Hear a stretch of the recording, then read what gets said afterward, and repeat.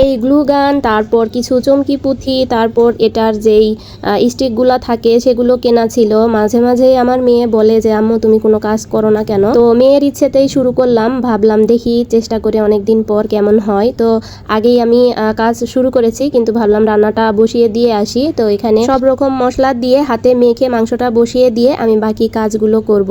গরুর মাংস বেশিরভাগ সময় আমি হাতে মেখে রান্না করি। চুলায় রান্না হতে থাক আর আমিও আমার মতো কাজ করতে থাকি। আর এগুলো কাজ কিন্তু অনেক ধৈর্যের ব্যাপার। আর এখন এগুলো হোম ডেকোর আইটেম গুলো তো সবারই পছন্দ। আসলে মেয়ে আর আমি বসে বসে ফোন দেখছিলাম, তো এগুলো দেখেই আমার মেয়ে বলল যে আম্মু তোমার তো গ্লু গান আছে, তুমি করো না কেন।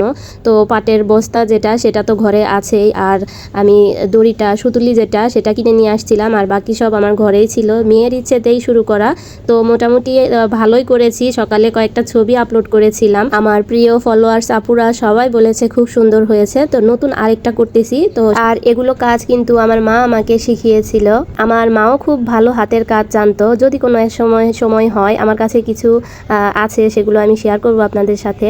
তো দেখা হবে নতুন কোনো ভিডিওতে। আল্লাহ হাফেজ।